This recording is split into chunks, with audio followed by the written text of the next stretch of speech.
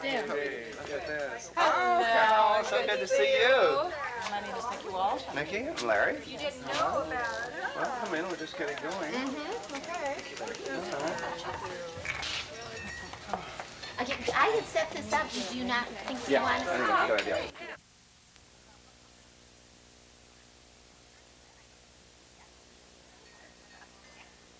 I don't even know what possessed me to say such a Well, thing. your work very nice.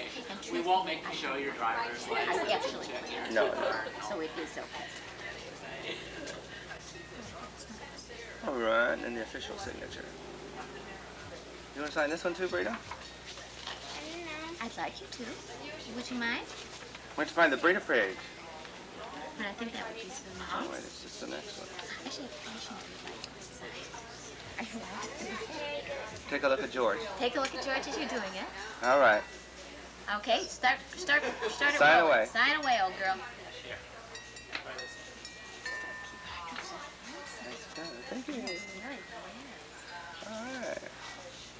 Thank you, ma'am. Great. All right.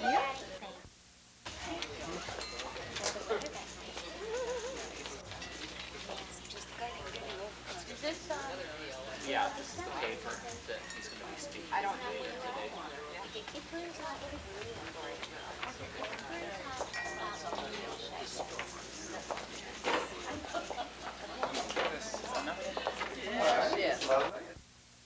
I think we're being videotaped. Turn around and take a look at the camera. Yes. Oh, good to see you. Good to see you. So glad I could make this. Yeah. Oh, are you? Yeah. Oh, good. Center group. This is the group that does all the work together. All right. Well, Ann, you're adding a bit of dignity. Okay. Newport Center. All right. Got it? I don't think I've met you, but I'm Mariana Thomas. Whoa, here we go. All right. All right. We all need to Yes. cheers. Cheers. All right. Cheers. Cheers. Yeah, boy, you doing? How you doing, boy?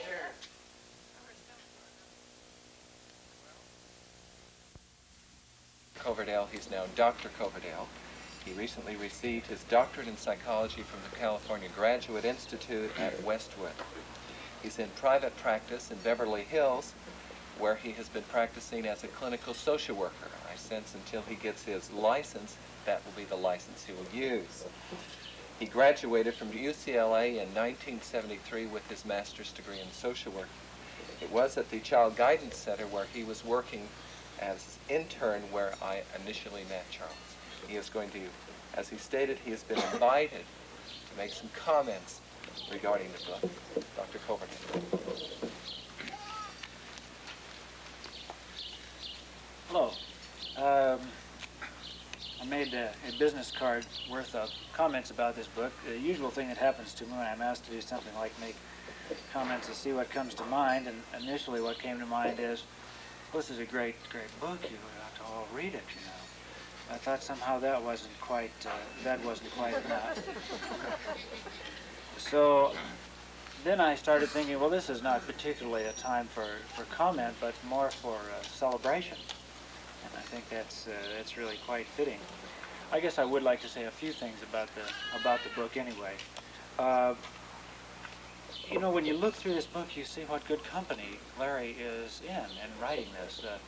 In this series, there are a number of things by Robert Langs and contributions by Kernberg and Giovacchini and Little, Meissner, you know, some other fine people in the field. And it's nice to have Larry also in this list at this point.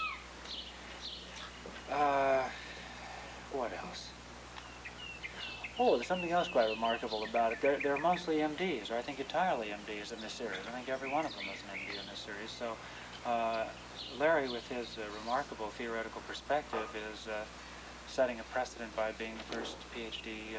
psychologist, analyst in the listings. It's very nice, I think. As I started to think what to say about this book, the main thing that came to my mind is that, and I suppose it will sound funny, this is about 4 times better than any other book of its type. And I mean that quite literally. Most books will have one perspective primarily emphasized, and this book has 4 emphasized.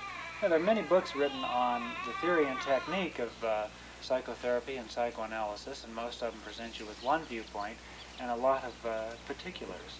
Well, I think in some ways it's more than 4 times better having it this way, because it provokes and it invites new thought, it invites new perspective. The book also leaves room to formulate your own. It really invites a fifth, your own, a sixth, however many perspectives that you can come up with. In so doing, I think one of the main values of this work, from my perspective, is that it doesn't interfere with the personality of the therapist. You can pretty much use yourself, be the way that you are, rather than being told how you should be. It simply says how it helps one understand how to be who you are, listening in any number of perspectives. So I think, for me, that's one of the most valuable things. It allows the integrity of the individual therapist to be preserved. Also, I think it's remarkable in that for the neophyte and for the experienced analyst or psychotherapist, this book is of equal value. It seems to me that it is of benefit to everyone at all levels, which I think too is a remarkable thing. About a month ago, one of my patients came rushing into the consulting room and informed me that there was this wonderful new book which he had sent off for. So I got quite a kick out of it. If I were to comment just on the book today, I think I would be celebrating only the product and neglecting somehow the celebration of the process and of the producer, which seems to me would not be the best perspective. So I wanted to, I think it's time to celebrate not just the product. It pretty much speaks for itself, but also the process, which I know has been going on for what I would guess is a decade. It's the period of time that I've known Larry, and it's been a real work of a lifetime, and apparently there's another lifetime ahead of you, so who knows what we'll see next. The process was obviously a lengthy one involving a lot of thought, a lifetime of it. And the producer, certainly what Larry is able to do and has done here, I think is quite remarkable. To not be stuck in one particular perspective or with one particular belief. That's a remarkable contribution that is not just a comment on the product, but certainly mostly on the producer and the breadth of his scope. I guess also to celebrate Larry's mind and him as a friend, a supervisor, a therapist, the various capacities in which people have known him certainly is deserved this time. Also, it's interesting. As complete as this book is, we're going to hear chapter 15, I guess, today. You know, you read the book and you say, yes, well, that pretty well covers it, and then we hear today that we will be getting yet another chapter. Beyond that, there's not much that I think would be of value to say. I think that's pretty much what I want to say. So thank you, Larry. And Bob, I return the podium to you. Thank you.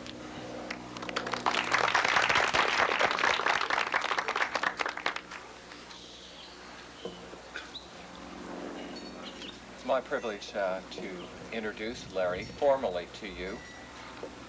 He received his Ph.D. at the University of Iowa some years ago.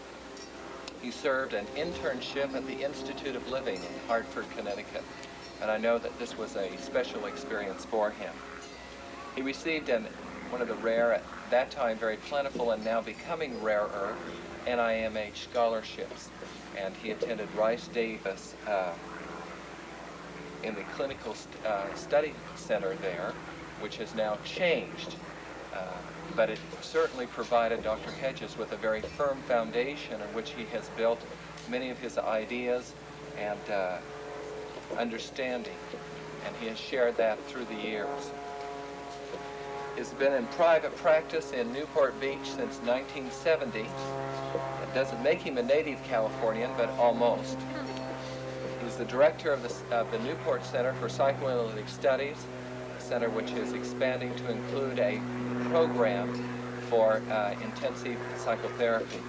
You can now add to his title author, and that is the occasion which we bring to honor him today. Few people have the quality of being capable of communicating knowledge in a manner that is easily listened to. It's a quality that Larry has, and it's a quality which I sense that we'll all benefit from in the time which we will spend with him today and in the months and years ahead. Dr. Larry Hedges.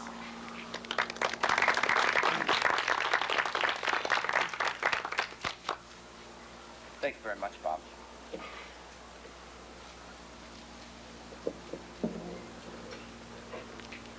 I want to call to your attention that the paper I'll read today, A Listening Perspective for the Organizing Personality. There are special help that I've had with this. I'd like to acknowledge Christopher Bolus, Carolyn Crawford, Cecile Dillon, Dolly Platt, Linda Reed, and Mary Walker for the help with this particular paper. And I would also like to acknowledge at this time the very special gift given to me by my daughters of time and understanding so that the book could develop as it is, so that the paper today could be here. So I wanted to introduce Brita, my daughter, and thank her very much for the help that she's given in this.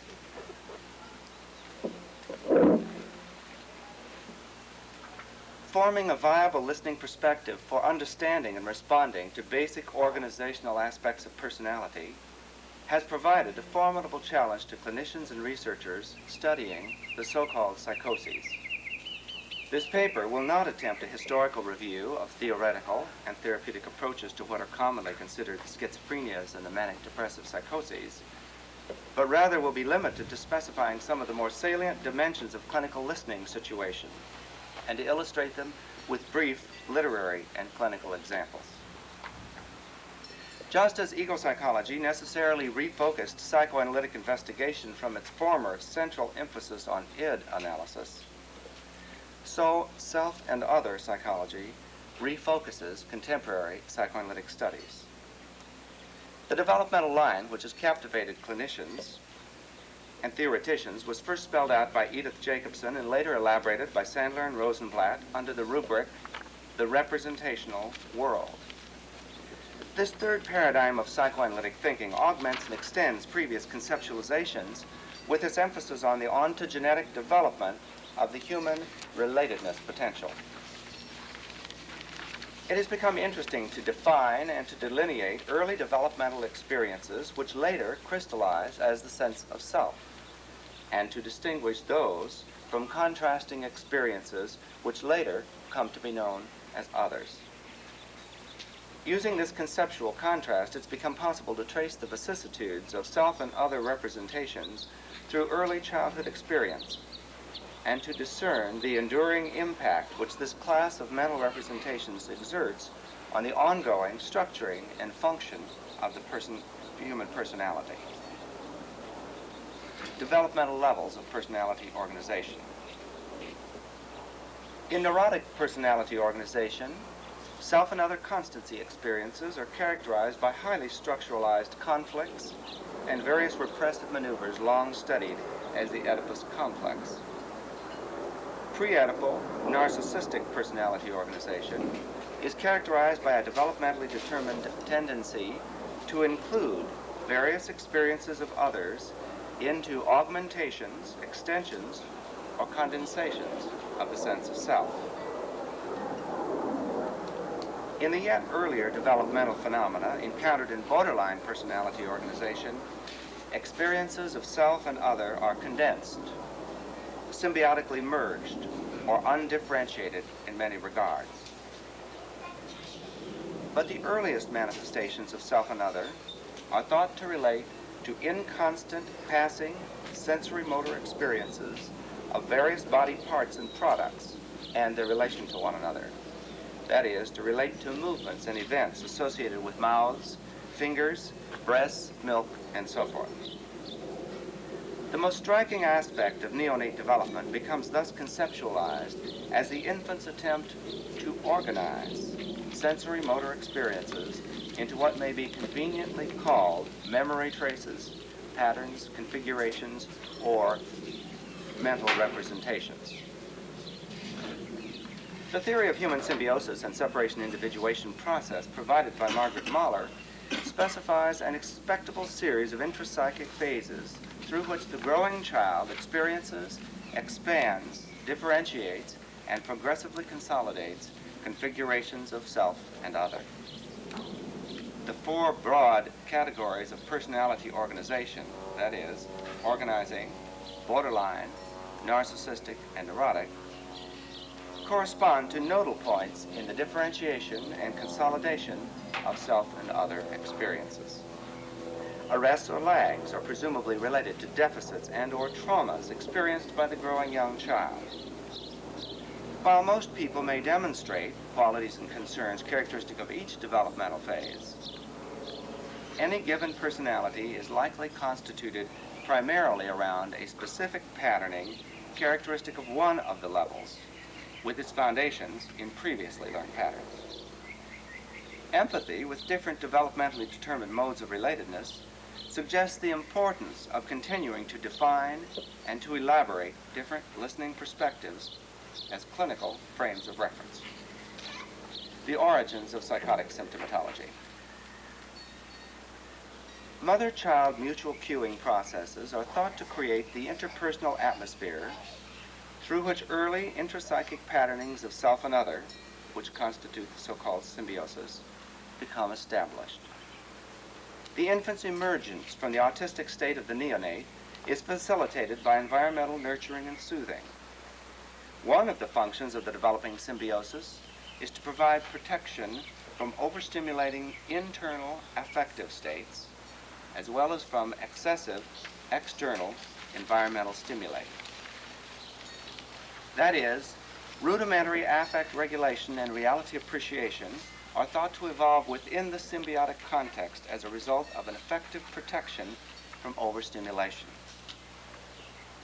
Inadequate symbiotic containment of manic and depleted states is thought to result in later problems of affect regulation. Similarly, a poor, that is overstimulating or over-frustrating, relation to events emanating from the outside world is considered to lead to faulty appraisals of various dimensions of culturally determined consensual reality. At this point, I'd like to emphasize that this formulation is not to imply why adequate symbiotic containment was or was not possible in a given case. Clearly, some infants come into the world with hereditary, biological, or psychological stressors which even the best mothering could not contain. The movement during the first months of life toward a symbiotic relationship with the nurturing and soothing parent is deemed critical to subsequent development. The establishment of the symbiotic mutual cueing process is thought to be accomplished through forms of early relatedness referred to as pacification. According to Bolus, the earliest experiences of the mother-other are thought to be transformational, as various early self-states become altered through parental ministration. Further differentiation from the foundations of early object search may take many courses in normal development. But psychotic states can regularly be seen to emanate from searching or organizational attempts arrested in early elated or depleted affect states and or hallucinatory, delusional, or mimical constructions. Psychotic manifestations thus represent attempts to locate or to create patternings of experience of self and other, or to account in some way for the persistent lack of needed soothing and nurturance, or to escape the dangerous and frightening experiences associated with inadequate or faulty early object experience. From an objective standpoint, such organizing or searching attempts seem abortive and are seen as unsuccessful in bringing usable, integrating contact with others. That is, psychotic manifestations represent various complex efforts to form some sort of reliable understanding of the world as it has come to be experienced. Frances Tustin, a psychoanalytically trained teacher working in London with psychotic children, has concluded from her extensive research with severely disturbed children that what is seen by the observer as psychosis represents a subjective attempt of the earliest sense of me to block out or to evade overwhelming sensory experiences emanating from the not me. Two types of early autistic reactions are commonly observed, which according to Tustin serve the purposes of evading sensory stimulation which the child is not prepared to integrate into growth potential. The first is an encapsulating reaction, which serves to shut out important aspects of the outside world. Autistic encapsulations are essentially negations, presumably for the purpose of controlling the world of overwhelming sensory input. In Tustin's language, the not me is taken into or claimed by the me, thus negating the very input which could provide growth.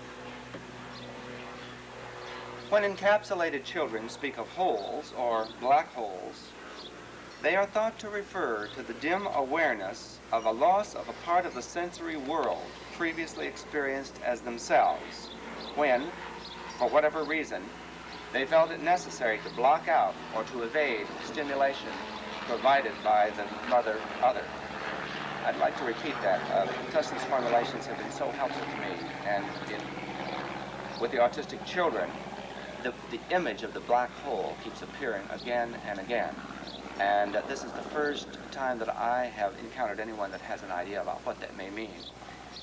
When encapsulated children speak of holes, they are thought to refer to the dim awareness of a loss of a part of the sensory world previously experienced by themselves, when, for whatever reason, they felt it necessary to block out or to evade stimulation provided by the mother other.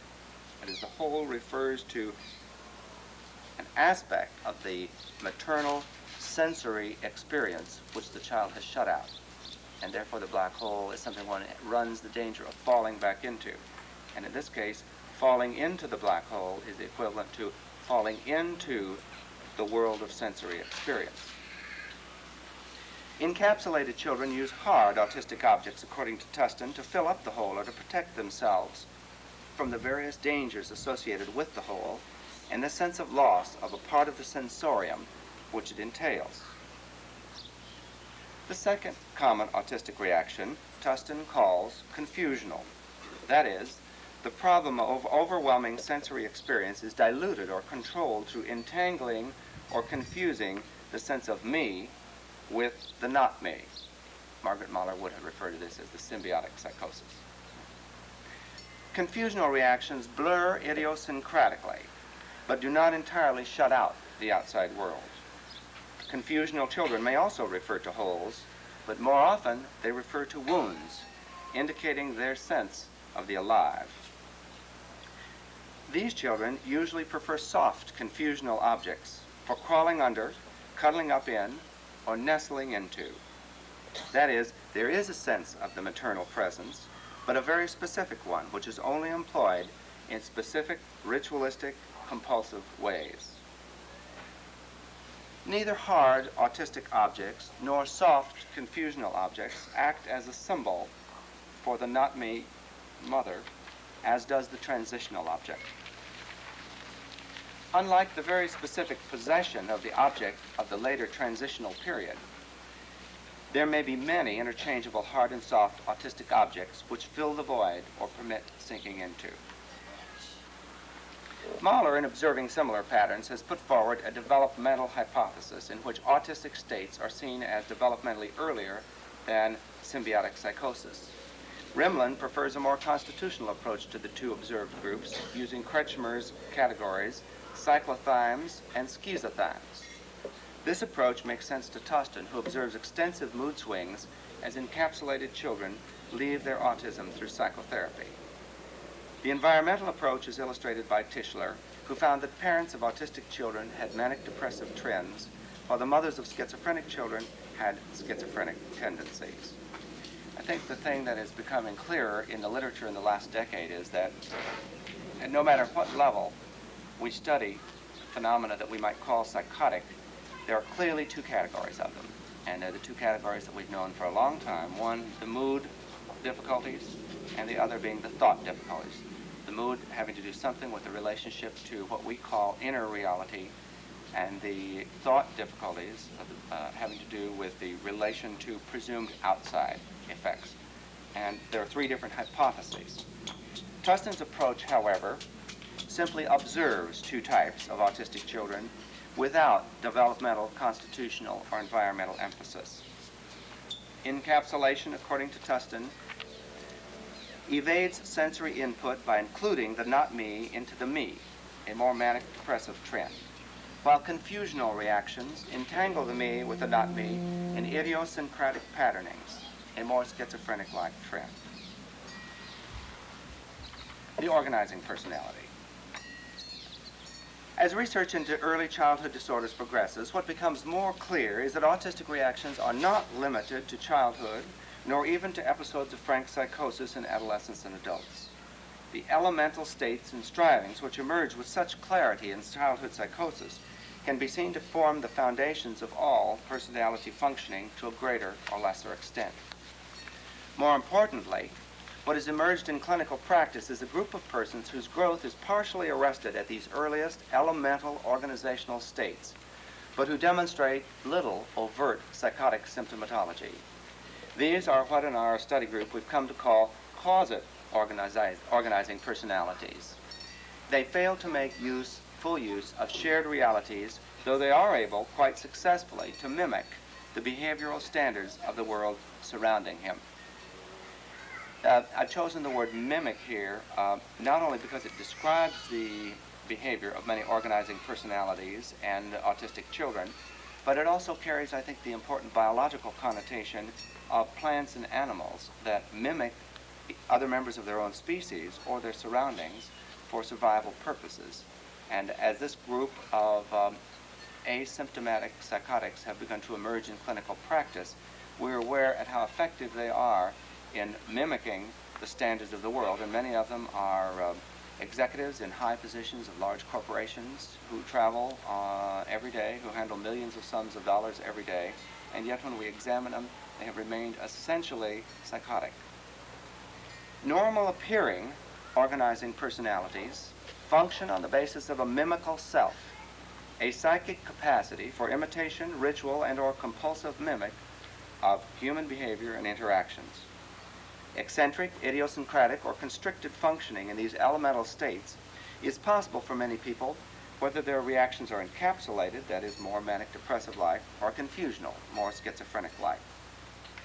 The hero of Jerzy Kosinski's novel, Being There, is a prototype of the undifferentiated, unorganized person, able to function successfully in the world through very sophisticated forms of mimicry. The mimical self would be the precursor to Winnicott's idea of the false self, which relies at least on a preliminary recognition of the mother other in order to adapt and conform to her demands. The false self is a formation of the symbiosis, while the mimical self represents patternings which preclude or exclude more than a rudimentary recognition of the existence of others. Some therapeutic implications of this kind of thinking. Basic organizational aspects of personality are not thought to be readily accessible for therapeutic study via the usual verbal, symbolic, introspective modes of investigation which have characterized the analysis of neurotic and narcissistic configurations. Nor are they available to the interactive modes of investigation or systematic countertransference studies commonly used in understanding the symbiotic and post-symbiotic relatedness encountered in borderline personality organization. The investigative mode for listening to aspects of personality arrested at the organizing level necessarily becomes that of interception. And that's an idea first enunciated in my book. Someone was asking me the other day, after you're long dead and gone, what will be the idea that your book is remembered for? And I'm sorry to say, I think it's going to be interception. Because I think this is an area in which research is just now beginning to pull ideas together on, and the ideas that we're dealing with today are, as you know, fresh in many regards. And I believe that something that this kind of thinking has not been stated elsewhere yet. and it was Jim Gottstein and Kip Bolus that asked me to do this paper.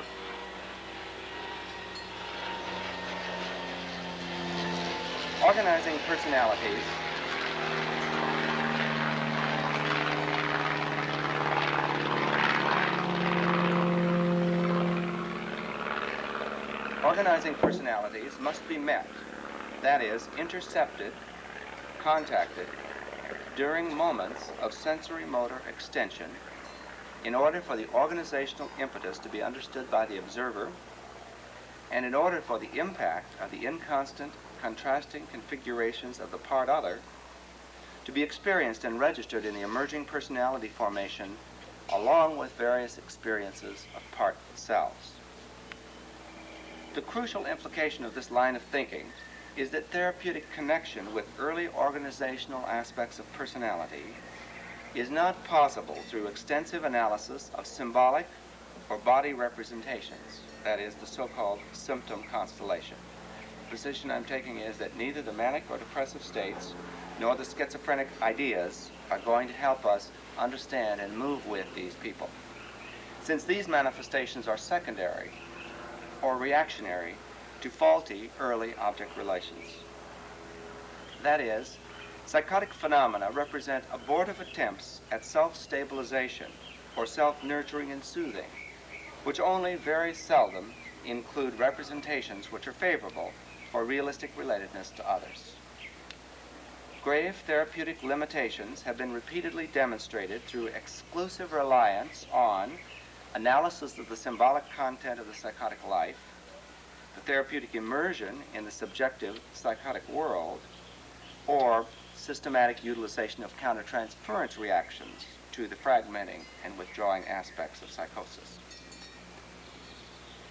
The infant, child, or adult whose personality is arrested at or regressed to organizing attempts is usually seen as living in a world of his or her own. The nurturing, soothing, pacifying other must patiently wait until the infant or person is momentarily oriented for contact with the other.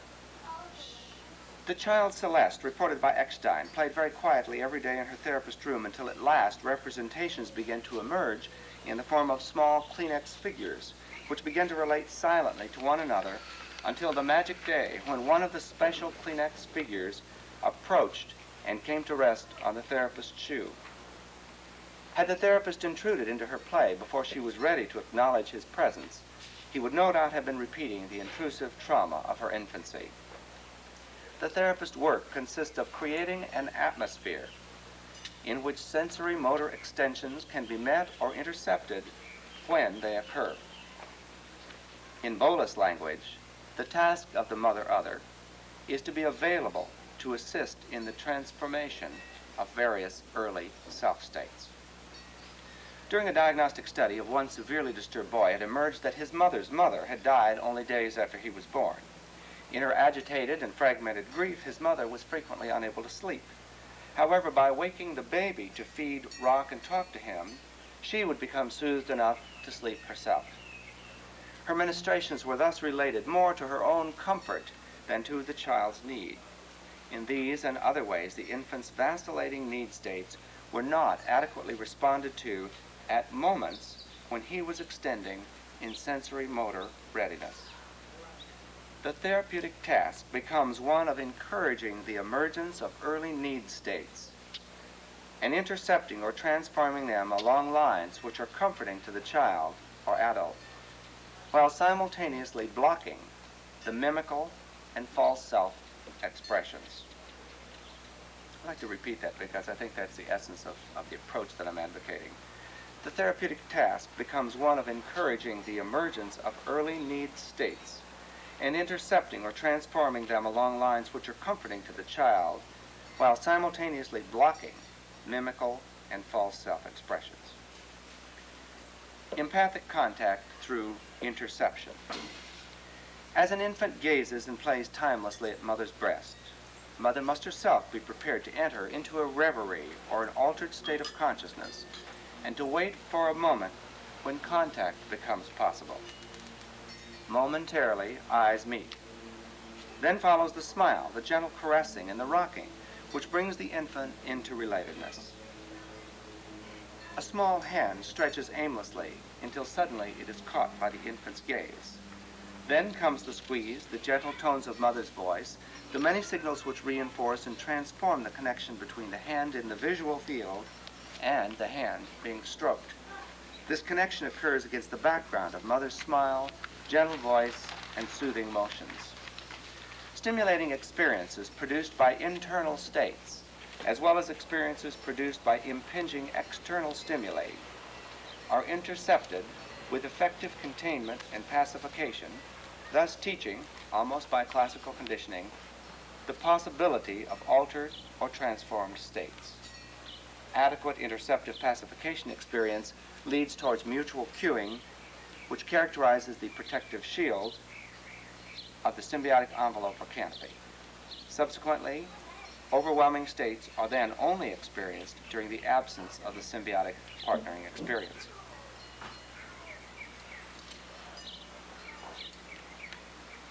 Differential diagnosis.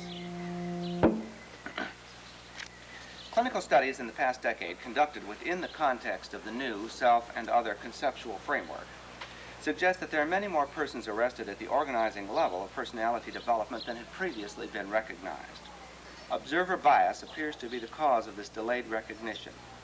That is, a bright, well-adjusted person with a workable marriage and relatively stable appearing social and/or employment situation presents a very different look than a person actively reporting hallucinations or racing madly about in manic abandon.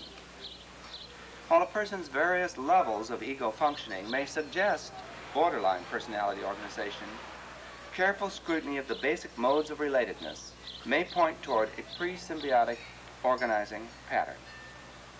Here are the features which may obscure an accurate observation of arrest at an organizing level. 1. Intact intelligence, with the possibility of a very high IQ and/or a rich verbal, symbolic, or creative life. Somehow in the past we've thought psychosis was limited to craziness, and I think we're realizing that probably for every one person that exhibits what we might call craziness, we've got another dozen or so who are functioning essentially the same way, but without the crazy signs. So that good intelligence and good creative capacity may be a part of the organizing personality, and so we can't rule that out.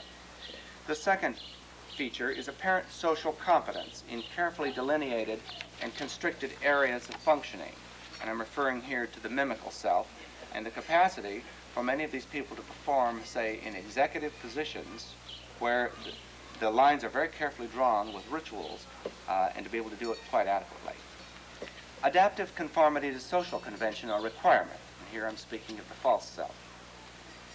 4. Self-destructive patterns, which are in fact not self-destructive and do not stem from either self-destructive, self-directed aggression or self-abusive borderline scenarios, but represents rather an uninformed searching, stumbling, or blundering, indications of a struggle to maintain an organized behavior in an object-related world which is incompletely or faultily comprehended. And the last thing, that is the lack of psychotic symptoms. For every person presenting indications of the kind traditionally considered psychosis, it's rapidly becoming apparent that there are many more organizing personalities who are functioning at the same level, but without notable secondary reconstitution, that is, the so-called psychotic symptoms. The central characteristic which becomes differentially distinguishing between persons whose self and other relatedness potential is arrested in the early organizational processes and persons who have achieved a borderline personality organization relates to whether and to what extent the personality and the behavior can be said to bear the earmarks of some definite pattern of early symbiotic molding. That is, the mutual cueing process of every mother-child combination is unique. Each symbiosis takes on a particular styles of relatedness, which are retained in the personality as highly idiosyncratic modes of relatedness, which are characteristic and reliable in their appearance.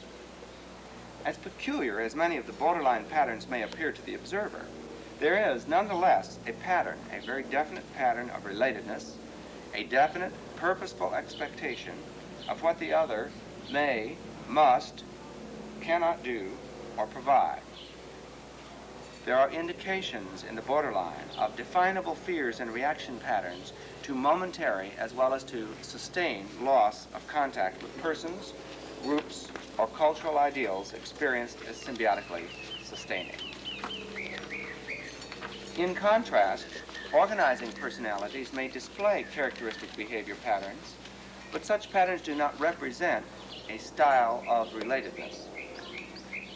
The organizing pattern is one of incessant searching and/or abortive attempts to organize sensory motor experiences or to reconstitute impressions outside of object relatedness. The person is left behind a trail of broken or fragmented relationships, frequently but by no means always marked by affective or delusional attempts to reconstitute or to provide reliable internal patterning when the capability for interpersonal cueing is defective, failing, or lost in some way. What is lacking is a reliable style of relatedness. What can be observed is a series of often isolated or even bizarre attempts to derive some sort of meaning from fragments of experience of part selves and part others.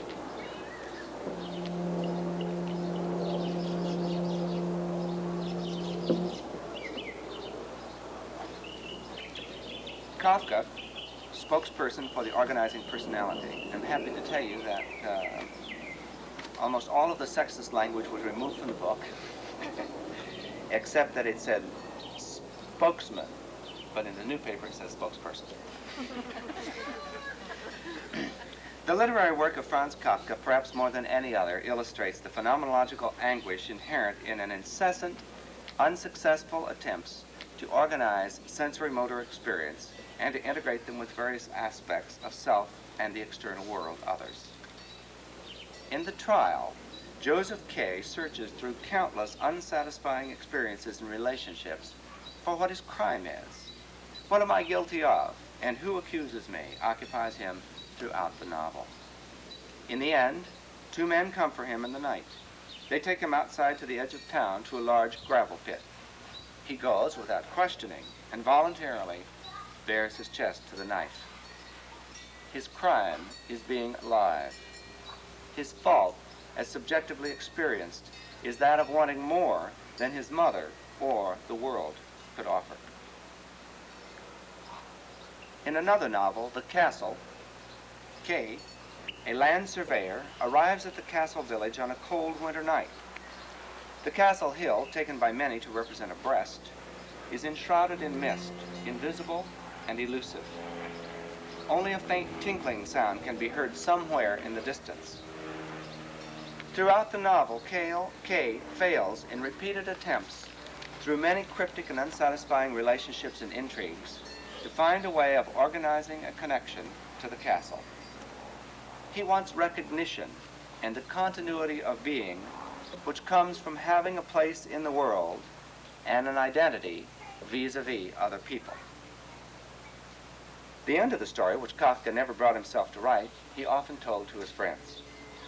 In the final scene, Kay was to be on his deathbed after many years of unsuccessful attempts to establish his identity and to carve out a place for himself as a land surveyor, that is, one who is able to draw boundaries. Suddenly, a messenger arrives from the castle. Kay is told that the castle has decided that he may stay and live in the village, but not because he was summoned, as he'd hoped they would recognize, nor through any merit he had displayed, but purely for extraneous reasons. It's the subjective sense of searching and the endless disappointments and frustrations with unresponded to overtures which characterizes the organizing personality. Kafka's short stories and novels portray this sense of unbelongingness and the attempt to organize a pattern of meaningful connections which is invariably interrupted or thwarted for no reason apparent to the organizing character.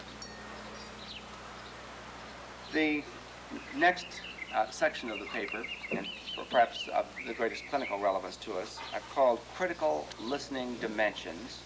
And these are areas that I pulled out of the literature that I think can tune us in and perhaps make work with these very difficult patients easier for us. Enough research and clinical studies have now been conducted so that a preliminary listening perspective can be formulated for the organizing personality. Other possibilities have been mentioned in the literature, and many others are yet likely to emerge as this last frontier of psychoanalysis continues to be explored. The first listening dimension I've called reflexive mental states.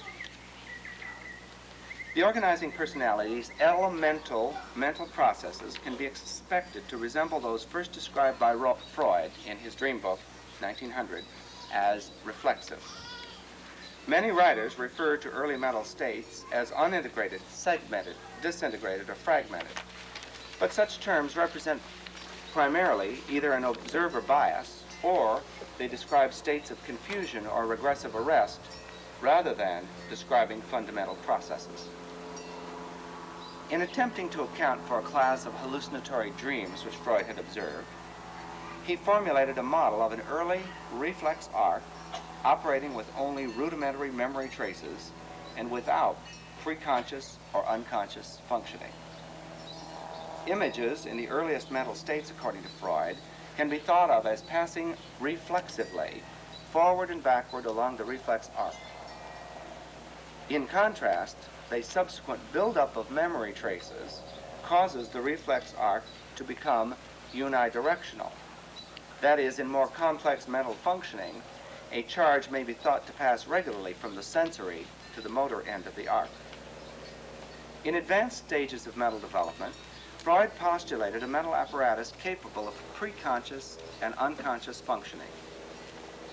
But Freud's early model prepares the clinician working with elemental mental states to listen for reflexive sensory motor experiences, passing into and out of awareness with hallucinatory vividness.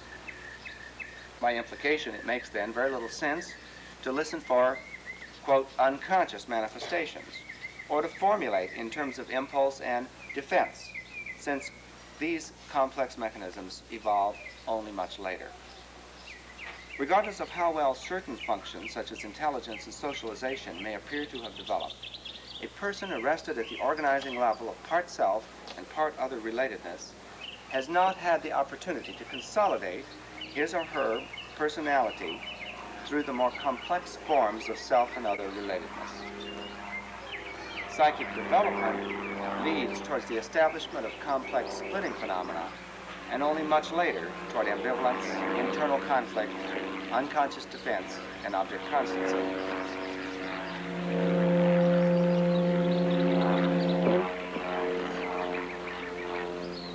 Observation of reflexive mental processes is obscured by confusional and regressive phenomena, often seen as psychotic symptoms, and referred to as segmentation, disorganization, or fragmentation. Furthermore, mimical or false self-developments may give the appearance of good adaptation or mental health, but in fact represent ritualized or convoluted attempts to imitate or to adapt to environmental standards. Margaret has pointed out that what psychiatrists often call health represents a poor attempt at adaptation, while what is called illness is the truly healthy core of the dependent personality from which future growth can spring. The second dimension for listening I've called non-human imagery. Beginning with Tausk's classic 1919 paper on the influencing machine, psychoanalytic literature on psychosis has highlighted the dominance of non-human imagery in organizing personalities. Searle's focus on the non-human environment in that 1960 monograph clarifies the kinds of relatedness which tend to characterize organizing processes.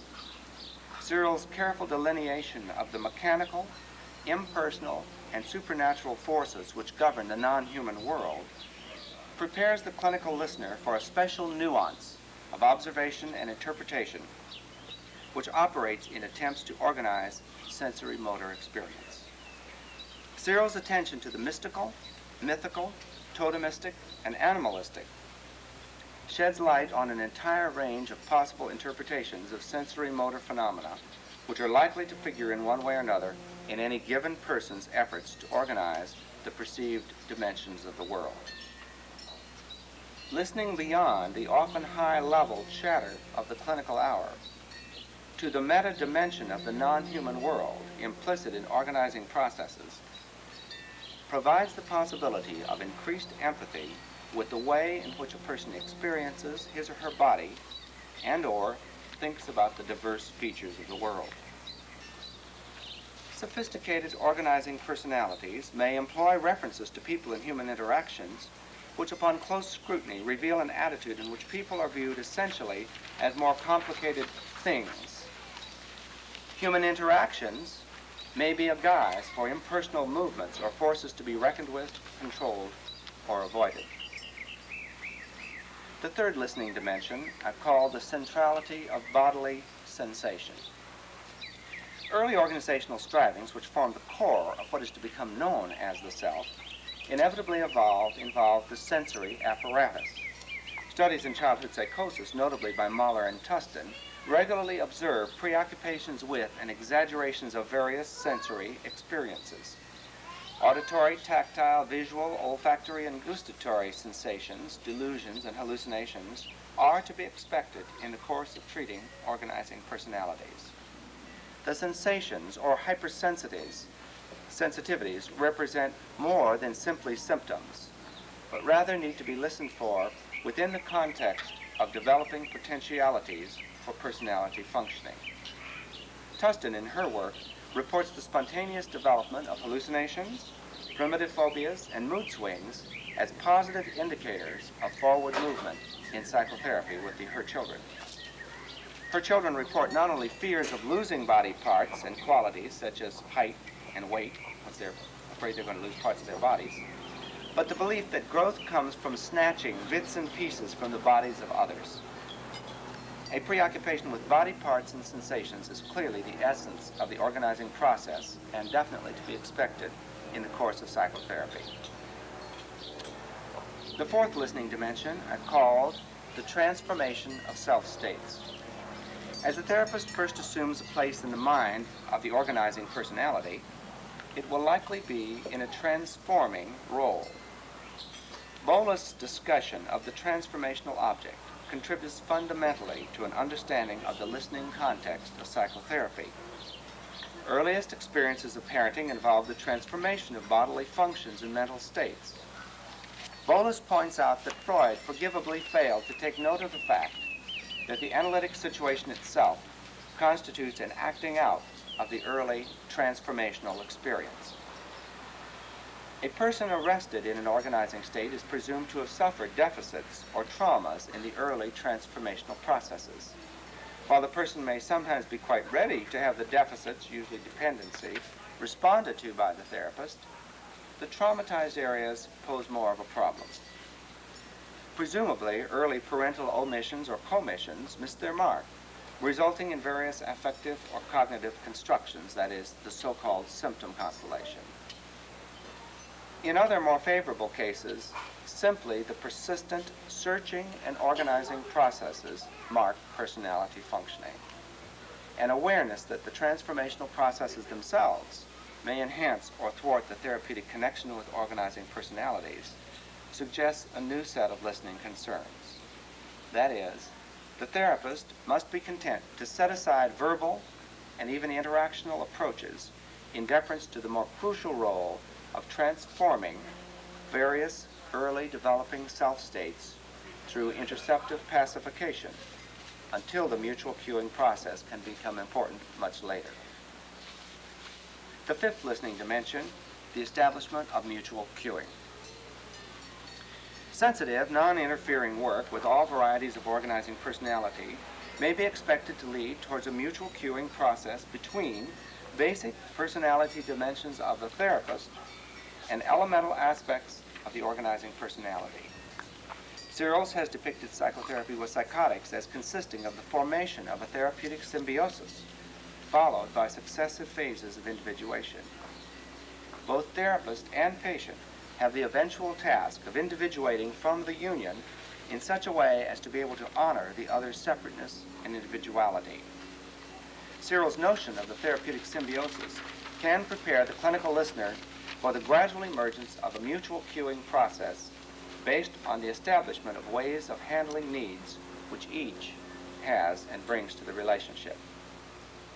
only after the holding and containing functions are smoothly in operation as a symbiotic relatedness pattern can the individuation process then be expected to go forward. The sixth dimension will have to be extremely abbreviated today because in one paragraph I condense perhaps the second and most prolific school of psychoanalysis, that of Melanie Klein. Elemental organizing processes do not include reliable differentiations of self and other, which the therapist is accustomed to in other personal and professional relationships. When distinctions are available, they are usually represent the mimical or false self formations. Melanie Klein's brilliant discussions of infantile greed and envy help to specify expectable positions which the organizing person may assume vis-a-vis the therapist. More importantly, her concept of projective identification points towards an expected blurring or indistinctness of early self-other relatedness, which is bound to be a part of the listening situation with organizing personalities. While it can be said that the essence of all creativity is the projection into the parameters of the world, a vision or belief, which is then taken back into the self as reality, relatedness on the basis of projective identification is likely to have significant interpersonal effects, which can eventually become the focus of careful clinical scrutiny. The seventh listening dimension, movement towards transitional activities. Objects and activities in organizing states are part and parcel of the processes of sensory experience and transformation. Hard and soft autistic objects of children and their counterparts in later life do not stand for or represent anything, but are concrete means of manipulating and controlling sensory experience. I think this is a critical idea that's become clearer to us. We've continued to take our advanced studies of symbolism and to look at the early levels of life through those, either whether we're reading them in an unconscious or defensive sense. And I think as our work progresses, we're realizing that this is indeed an error, and that at this early level, symbolization as an abstracting process has not yet begun. So that in most of our work, whatever the children or adults will use as symbols need to be not understood as symbols, but rather as concrete manipulations of environmental stimuli. And it's really only in the transitional phase that symbolism begins to become an important part. Winnicott has written of the first not me possession as a transitional object that simultaneously symbolizes mother in her absence while it remains under the child's manipulation and control.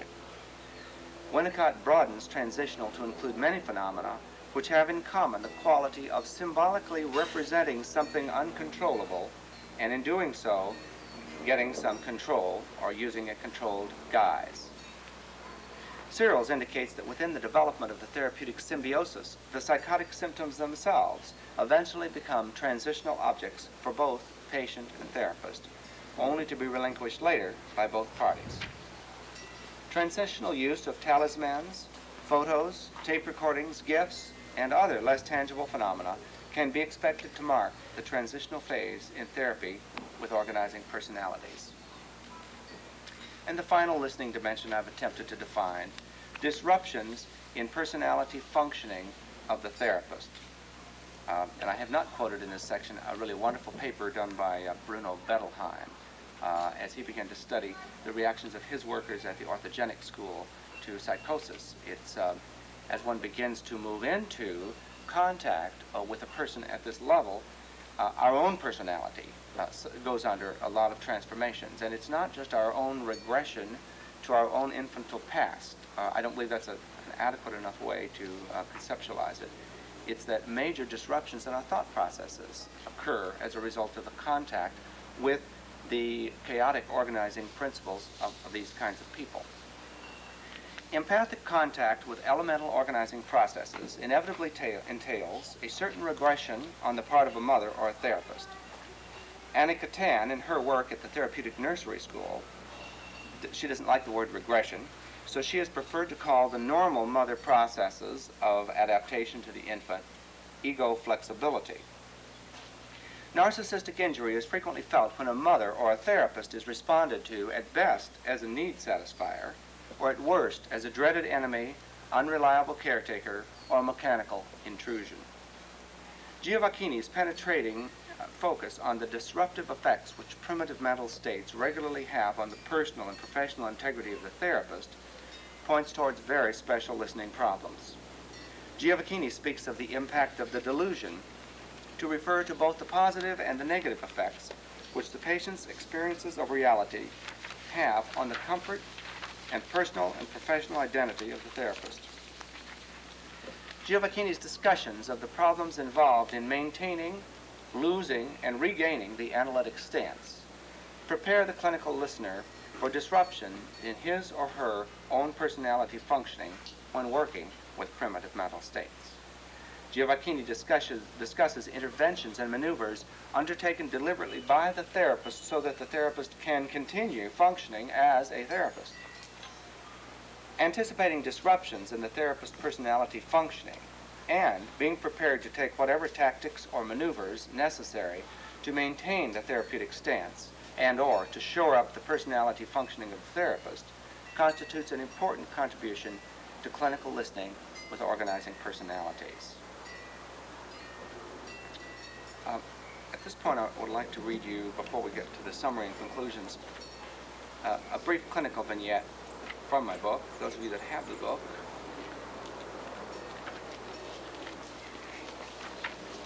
It's on page 255. The therapist that contributed this is present today, but it would not be appropriate to introduce her. The therapist is a woman, and this is on Josh, and organizing personality.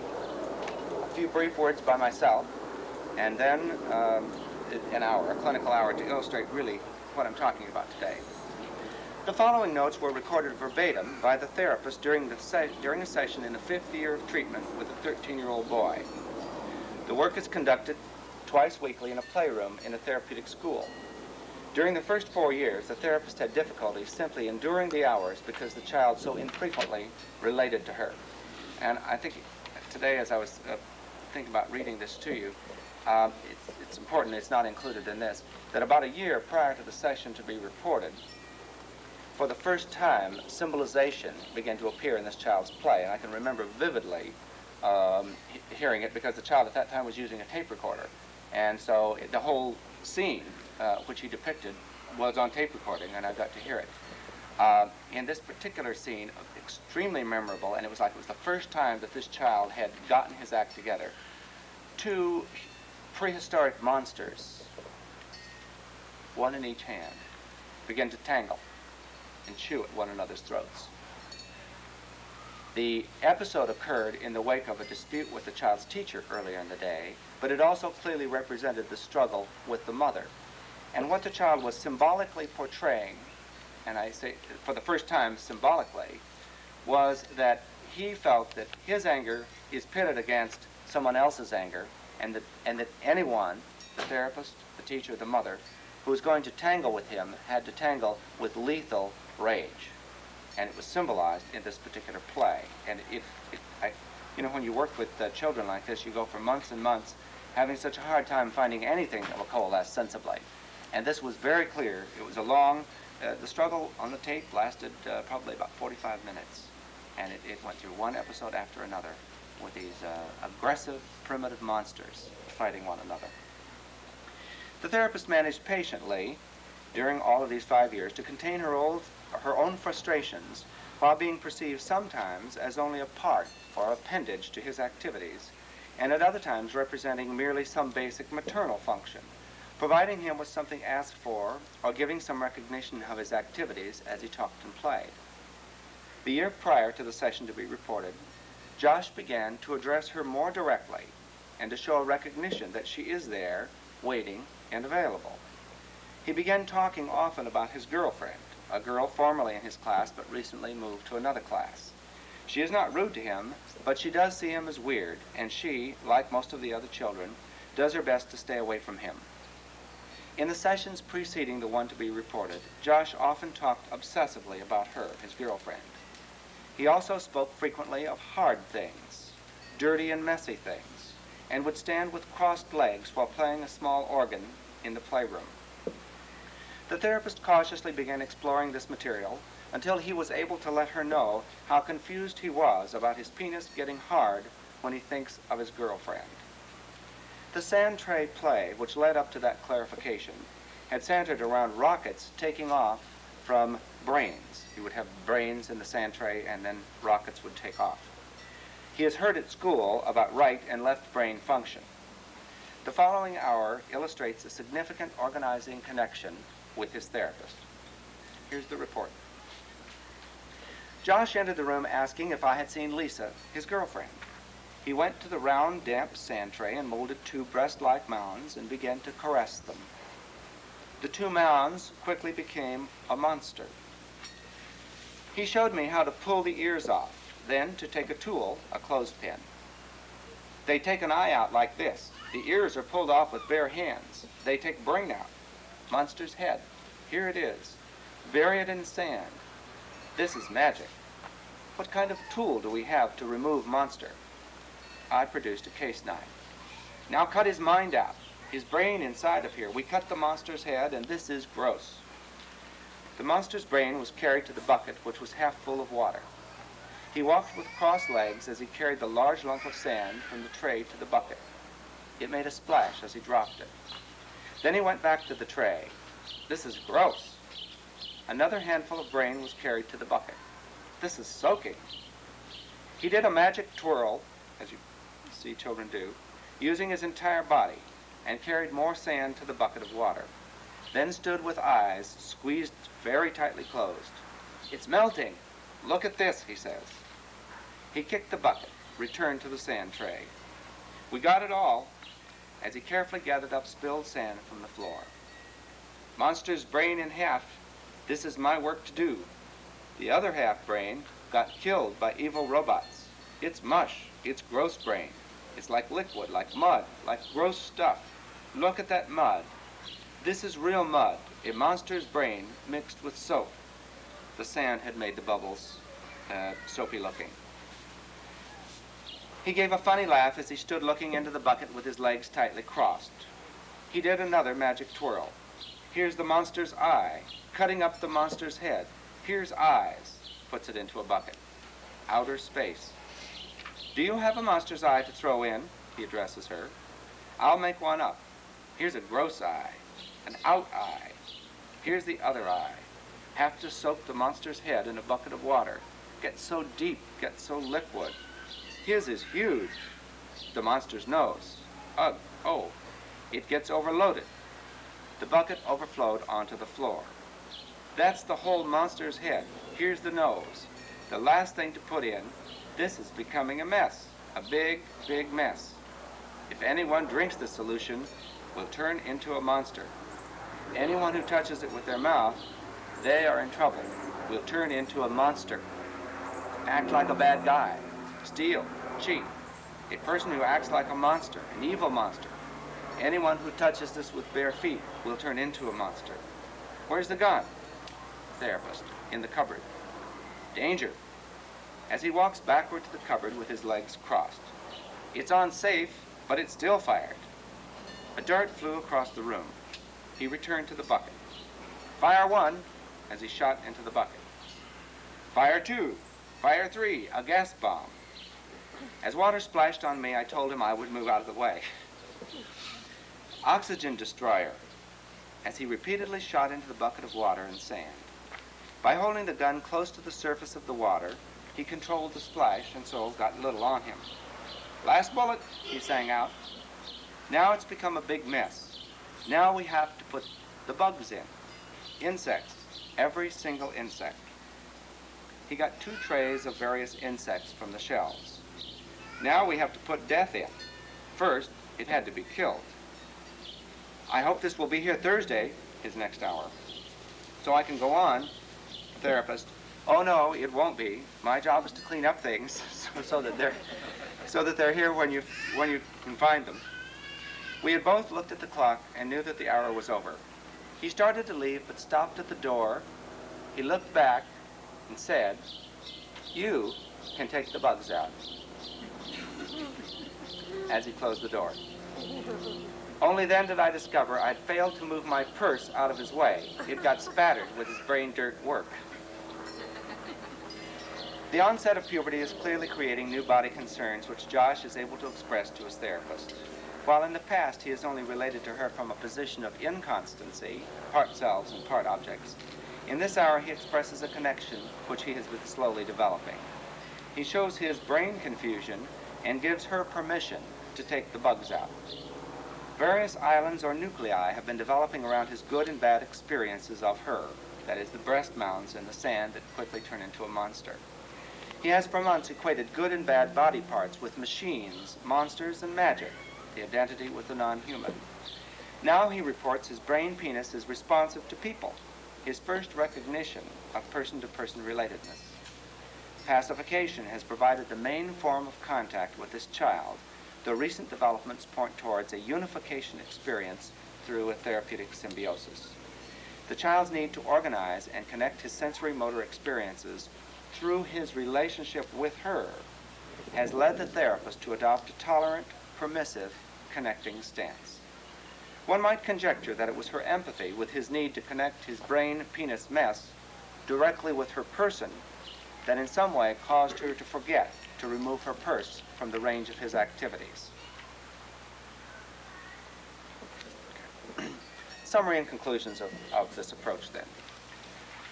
Traditional therapeutic approaches to understanding the manic depressive psychoses and the schizophrenias have generally focused on several features. 1, the symbolic analysis of psychotic life. 2, empathic immersion in the content and process of the psychosis.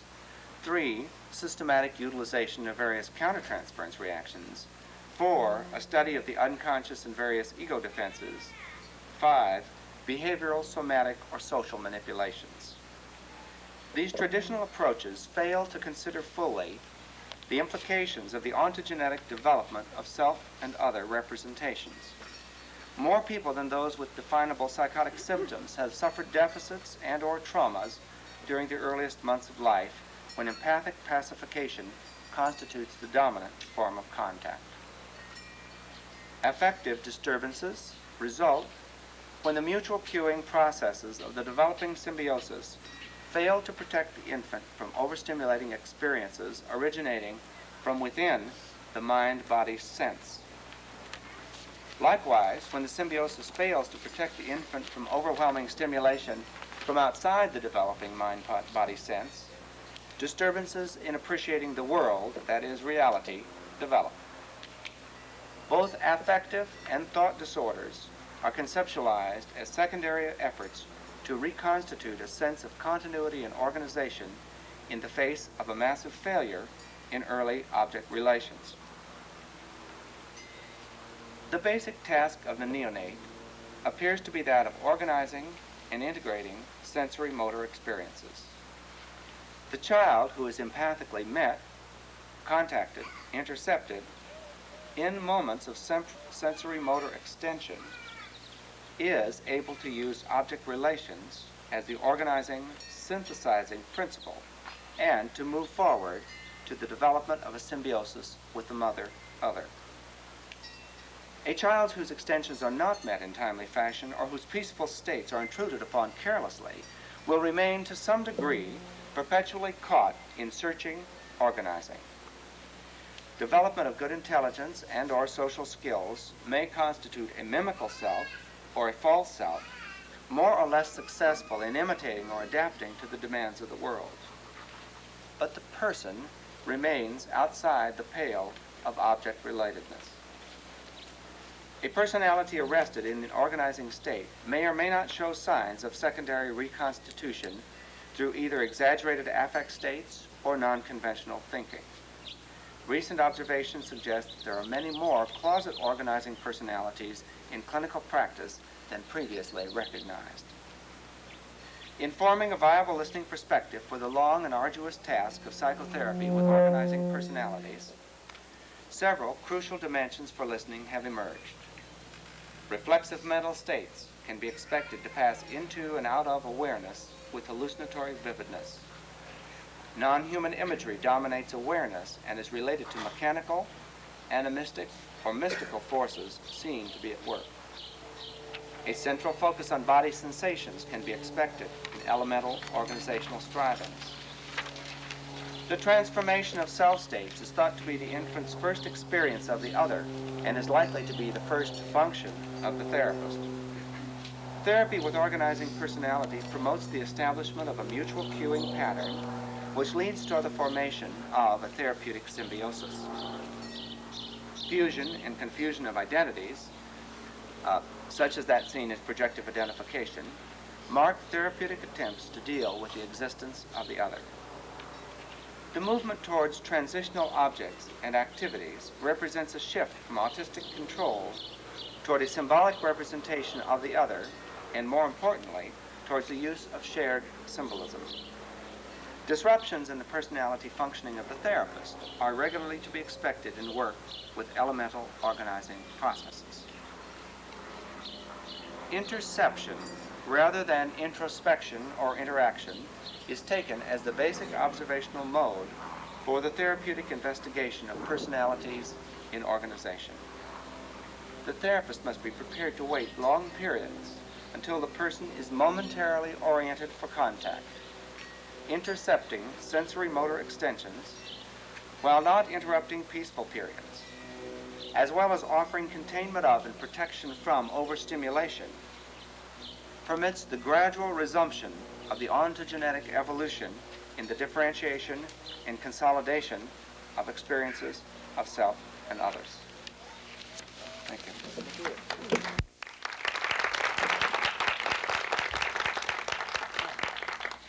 You were warned that there would be a heavy paper, and there was. I want to thank all of you for coming today, and we have refreshments, some more champagne, some coffee, and the other thing, let me encourage you to introduce yourself to one another.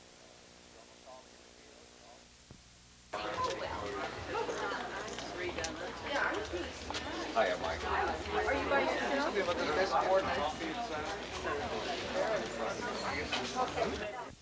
Listen, she never used to get me in trouble. She used to be perfect. Now she's a normal teenager. Thank you, guys. Okay.